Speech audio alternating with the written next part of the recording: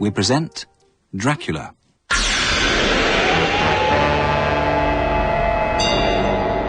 Now that Arthur Holmwood and Quincy Morris have been convinced of the existence of the vampire, the friends must find Count Dracula. But how? Dracula.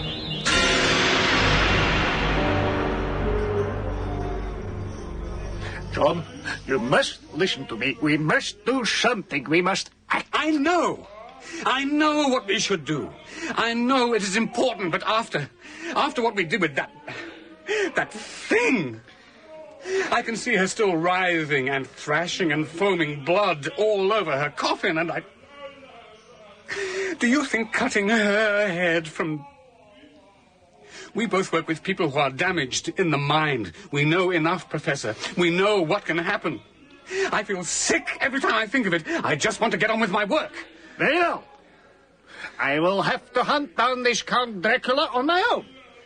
Maybe Madame Harker and her so helpful husband will help me. Oh, damn you, sir! Damn you. Of course I will help you, but don't think I want any part of... I see her still with her mouth at that child's throat. So. A cheerful task for you before I go away. Yes. I go to Paddington, and you come also. Very well. And Quincy? Oh, still in the country with Arthur. He, too, is not yet recovered. So, we work together again, John. And the esteemed Madame Mina Harker. Dear boy, she will easily be to recognize. I recognize her myself, but I cannot stay. Researches to do. A telegram to send to her husband, the estimable Harker. How on earth, in this crowd, am I supposed to recognize Mrs. Harker? Look for the sweetest face girl you can see, and she it will be. Now, take her to Purfleet. I'm not sure my asylum is the place for a young lady. Nonsense. This is a strong girl. She has heard things and seen the result of such things you have never even dreamed of. So, a few locked-up lunatics will not disturb her sleep. In any case, I told her husband she will be there. Damn it, man, you have the cheek. The devil, yes. You read her papers and the Journal of Harker. It's dreadful. Oh, so good. You have them in your mind. Keep them safe until my returning from Amsterdam. I have a person I must talk with before we begin the hunt. So, good morning to you. But, Professor, damn the man, but he's infuriating at times. Dr. Stewart? Oh. Yes, I am, Doctor. Mrs. Harker? How on earth did you recognize me? I have read your description, sir, in the letters of our dear friend. And we met once, I believe. Though the circumstances gave you eyes only for one person, I am sure. It was in Whitby. Ah, yes. Has marriage changed me so much? No, not at all. Come, we ought to go to my home. I believe your husband has been telegraphed? Professor Van Helsing is a determined man, isn't he? Strange to be riding through these lanes, past hawthorn and cornfields, and to have such dark things over us. I pray that it can be beaten. I have every faith in the Professor, Mrs. Harker. He said you, too, kept a record. May I read it, as you have read mine? It is not exactly pleasant reading, Mrs. Harker, but of course. Is Mrs. Harker down yet, sir? She is reading. We can wait. I'm late. I'm sorry. No, please. We'll have dinner now, Hoskins. Very good, sir. Dr. Stewart, I didn't know what to expect when I read you. I was most moved by the distress you suffered, sir. Oh, I'm sorry if what I wrote upset you. I was saddened, sir, because it showed me how much you have grieved. The anguish of your heart, your very soul is there for all to understand. Well, we have things to do now. And bury our grief in action, eh? Your husband... is already working for the Professor. Checking records, papers, reports. He is going to Whitby to follow some correspondence between his firm and the lawyers acting for the Count in some matter. Is he fit enough? We owe it to dear Lucy. We owe it to all the others in danger, to ourselves even, to get some peace. Nothing, sir, nothing, Mr. Harker. The late master kept a very close hand on some matters, sir. This was one of them.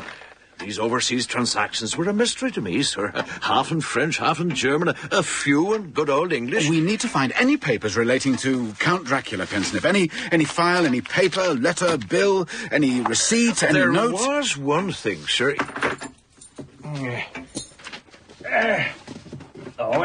Here we are, sir. The private daybook. Good. Let me see. Dates, 6 months back. Oh, earlier than that. I remember the first letter I penned, sir, was a year back September. Let's see. Mrs. Wilson's emeralds? No. Damn it! Here it is. Property. Oh, there was a deal of property involved. I think not only through us in Exeter, but others in London, sir, and the north, I believe. I will be taking the train. Mr. Harker? To Whitby. It is not an easy matter. Nay, lad, I'm not prying into your business. I had knowledge of your late master, and liked what I heard. So, if you say it's a matter of urgency, it is. And Billington and Hampton are at your service. You're more than generous. I have in my office a box or two of papers, relevant, I believe. I must admit some of the letters are a mite strange. We thought as much in our office, too. You met him, then, this, Count Dracula person? I met him, yes. Very well, Mr. Harker. Mum's the word, I see. No, sir, no need between colleagues, of course. I see here that the cargo the Count arranged for was billed as 50 cases of common earth to be used for experimental purposes. 50 cases? Aye, it was a lot, I know. And main heavy they were, too, by all accounts. The ship they came on? Strange business, that. I think you'd best talk to the harbour master, Billy Dawson. You'll find him in the Mariners, on the quayside. And you can tell him Percy Billington sent you on. You've been most generous, Mr. Billington. You seem agitated, sir, about the business. I don't understand why 50 cases of common or garden earth should be cause for agitation. Nor would it be, sir, if that were all that was in those cases. I was lashed to the wheel, Mr. Harker. And his face, I swear, I never do have to see such a face again on any man, alive or dead. He looked to have seen the bottom of hell. And the cases?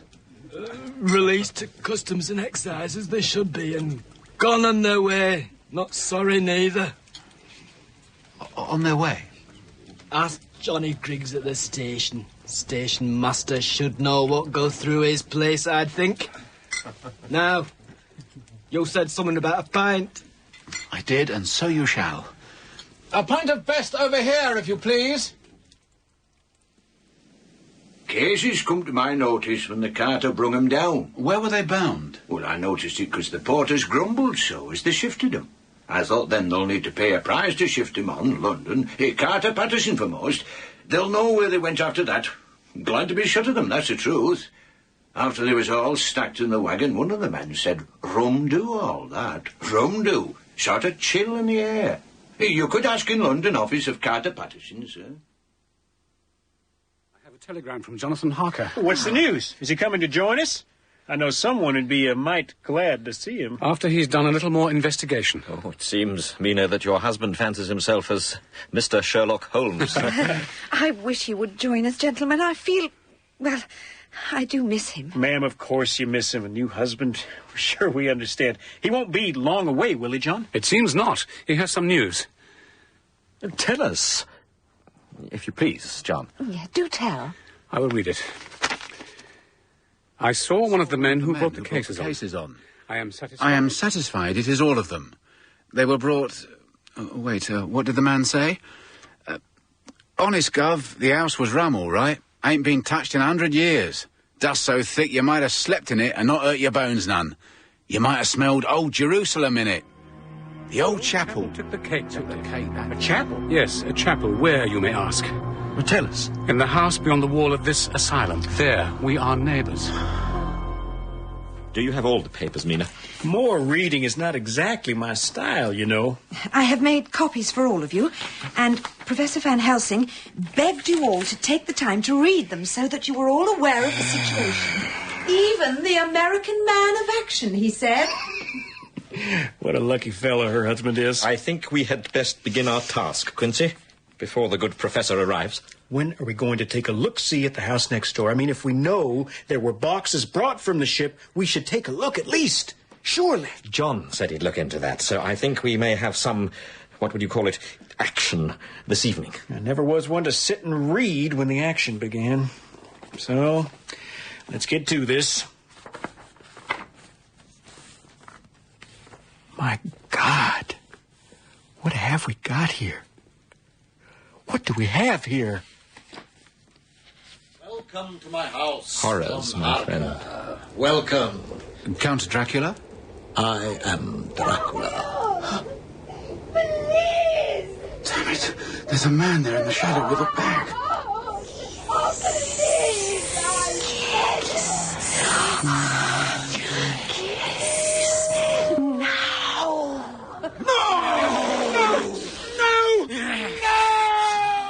This is filth indeed.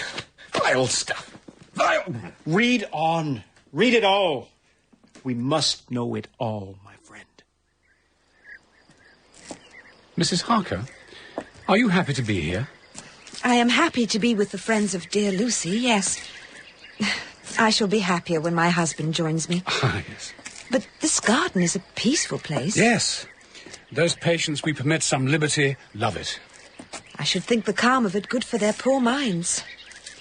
I had a favour to ask you. Ask it. I wanted to see your patient, Mr. Renfield. When I was copying your diary, the entries about him interested me so much. May I? I have to warn you, he is not used to ladies, Mrs. Harker. I am not used to lunatics, Dr. Seward. Very well. Shall we go to him now? Renfield? Renfield, a lady would like to see you. A friend of mine, Mrs. Harker.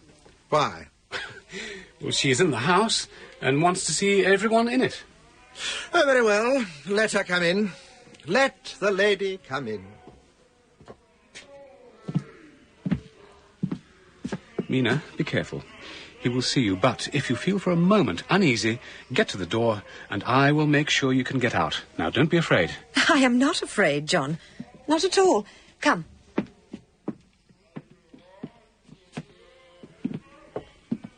Good evening, Mr. Renfield. You see? I know you. Dr. Seward has told me of you. You're not the girl the doctor wanted to marry, are you? You can't be, you know. For she's dead. She was a dear friend of mine, Mr. Renfield. Then I am sorry for you. And for the doctor, of course. They say he'd make a good husband. I'm sure he would. I have a husband of my own. Then what are you doing here? My husband and I are staying on a visit with Dr. Seward. Don't stay. But why ever not? Renfield, how did you know I wanted to marry? What an asinine question. I don't see that at all, Mr. Renfield. You will, of course, understand, Mrs. Harker, that when a man is loved and honoured, as our host is, everything regarding him is of interest to our little community. Yes, of course. He's loved not only by his household and his friends, but even by his patients, who, being some of them hardly in mental equilibrium, are apt to distort causes and effects. Since I have been myself the inhabitant of a lunatic asylum, I cannot but notice that the sophistic tendencies of some of its inmates lean towards the error of non causa and ignoratio elenchi. Professor Van Helsing, you're expected, sir. I am aware of it, my friend. Dr. Seward is at home? Him and the others, and the lady. Ah, so I can find my way up to the house. I thank you. Good night, sir. He will tell you I used to fancy that life was a perpetual and positive entity, and that by consuming a multitude of live things one might infinitely prolong life.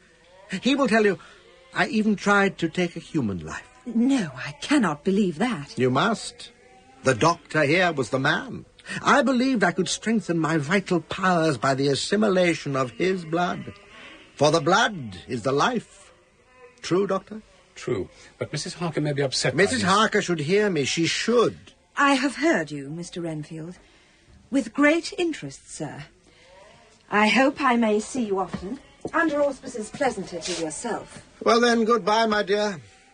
I pray God I may never see your sweet face again. May he bless you and keep you. We are fortunate gentlemen to have among us a lady of such talents. Madame Mina is not only to act as our secretary and to write out the records of our proceeding as she has. You have read them all? Yes. Good. Mr. Harker, you did famous work in finding the route taken by those cargoes from the Count. We are all pledged to destroy the evil they bring with them. Absolutely. This is no part for a woman. No. Oh. No, Mina, my dear child, even if not harmed, her heart may fail in so much and so many horrors. I know what these dangers are, sir. I wrote the records, copied the diaries, heard my dear husband. My shame. Oh, no, my dear, no shame. No shame indeed. I would not expose you, Mina, dear girl, to any further dangers, and tomorrow I must ask that you take no more part in the matter. Yes. So, final act for you. Make record of this meeting, if you please. Not more jawing, man. Let's be doing something. We know the house next door is empty, apart from this cargo of crates of earth. So, let's go look-see. Always the American way, eh? Jump with the feet open and eyes shut, as you say. Let me tell you some things. Vampires do exist. Even had we not proofs from our own experiences, the teaching of the past tell us so. I could never believe until the proofs were as thunder in my ears. Alas, they do not die once they sting, but sting and grow more and more power. A vampire is strong as 20 men, cunning more than mortal, for it grows by ages. He have the power of necromancy and is a devil without a heart.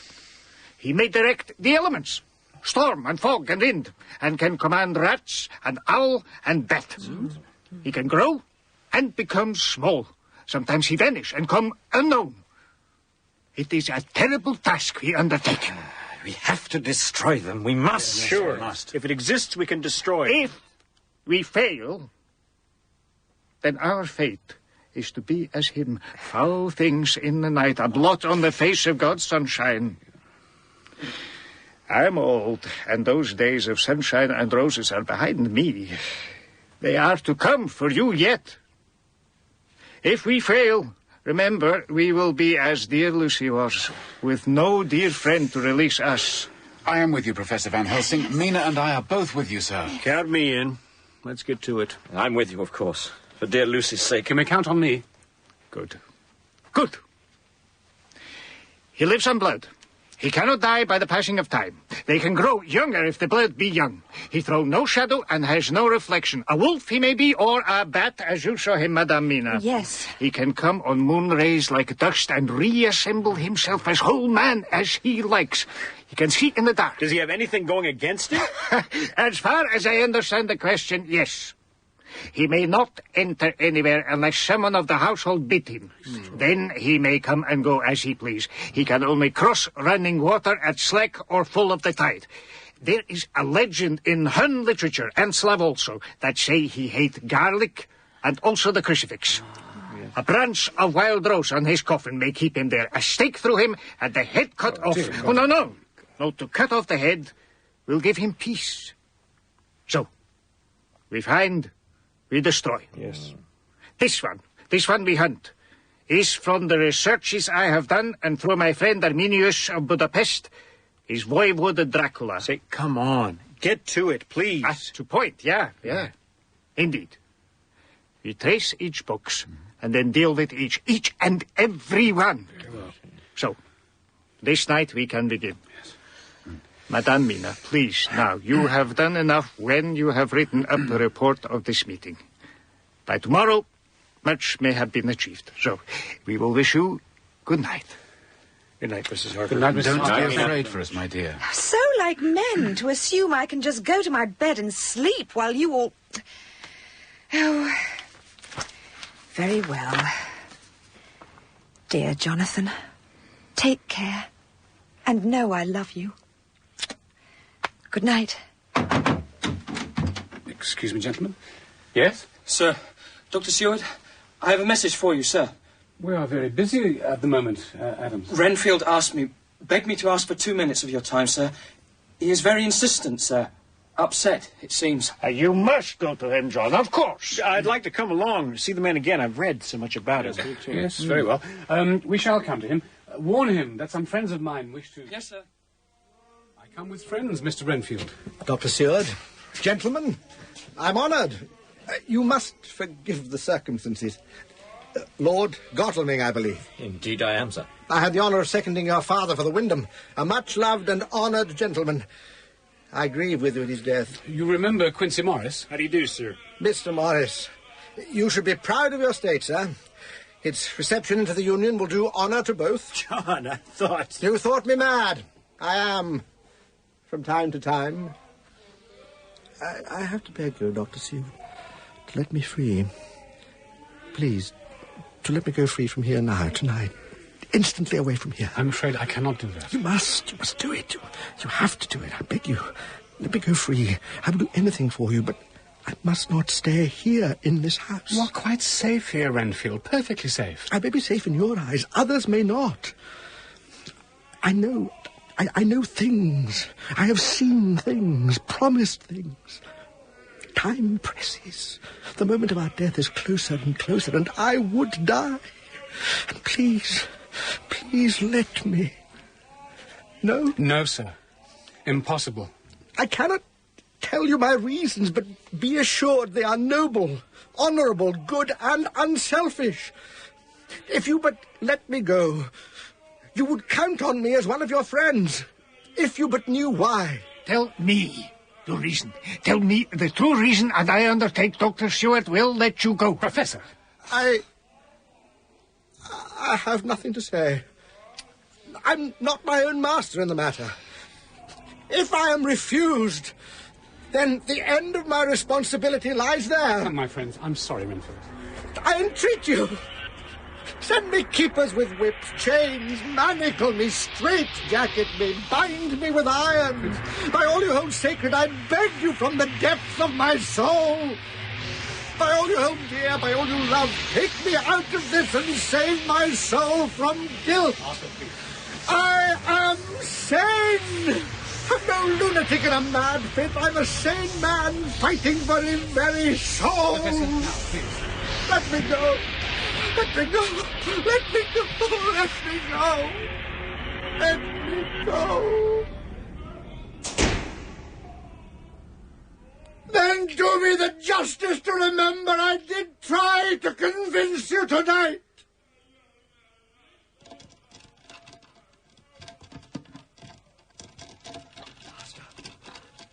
Master. Master. Master. Master. I am coming. Oh, Jonathan. Dear Jonathan. Oh, love you. Love.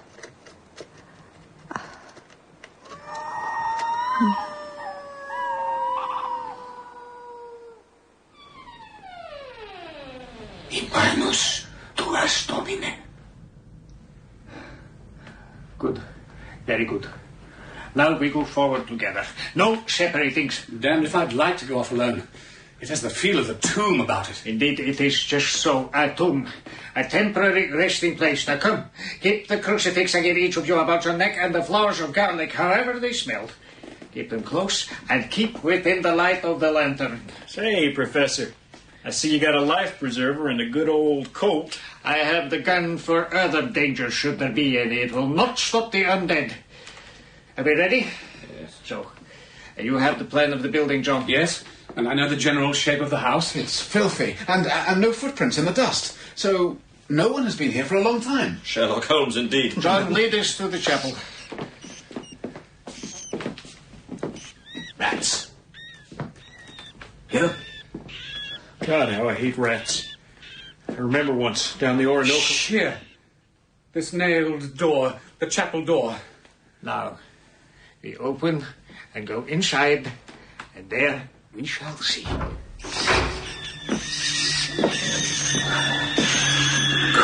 Lord above! Did you ever see so many, so big, like cats? I once saw a pack of these tear down a full-grown bull. It was bones in 5 minutes flat. We must, above all, we must count the boxes left here. So, hurry, hurry! Here! They're here! The smell reminds me. I don't want to get any closer. I can't. Easy now, Harker. Easy, my boy. Count and I stay here with our so brave friend, Jonathan Harker, my boy. Sorry. Scared silly. Bit of a coward, as I told you. Oh, no, sir.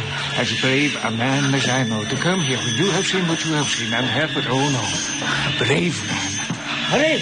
These rats are multiplying. Look at them. Waves of them. Come, my friends. Let's get out of this stench and field. Hurry now, hurry! Shut the door! The door! In those rats, you see something of the power of the undead. Now, how many boxes are left? I counted 12 down the west side. Only 7 up the aisle. John? 10 in the side chapel. It's 29 out of 50. So, we have inquiries to make, Jonathan Harker, from your friends the Carters and the London solicitors. Yes. We must hunt down the rest. We must. So, come home to resting.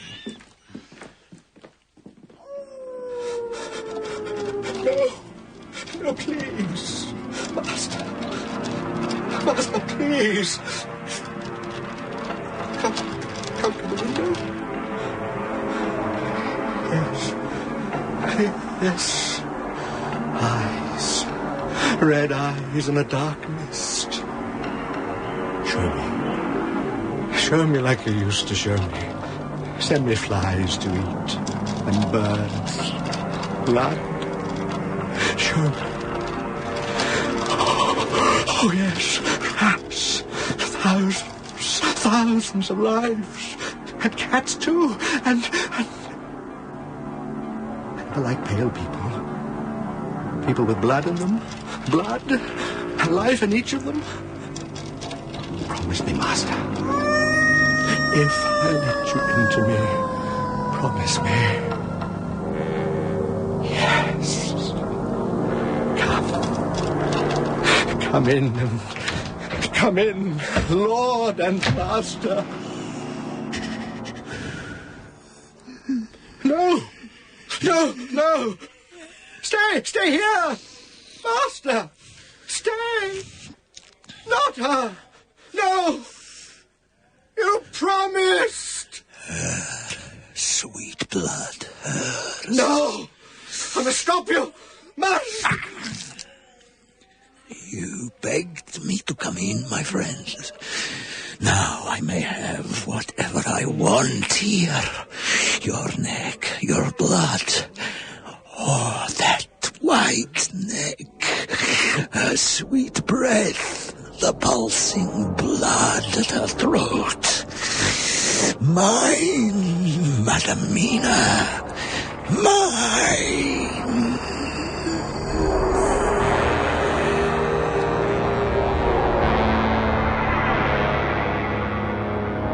In episode 6 of Dracula, written by Bram Stoker and adapted for radio by Nick McCarty, the cast was as follows.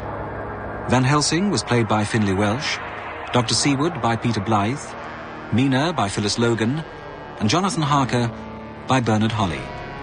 Pensniff was played by John Shedden, Billington by Raymond Ross, Old Billy by Ronnie Aitken, and Quincy by Paul Burchard. Arthur Homewood was played by Crawford Logan, Renfield by David McHale, and Adams by Tom Smith, with a guest star appearance by Frederick Jaeger as Count Dracula. Other parts were played by members of the cast. The theme and incidental music was composed and created by Malcolm Clark in the BBC Radiophonic Workshop. The producer in our Edinburgh studios was Hamish Wilson.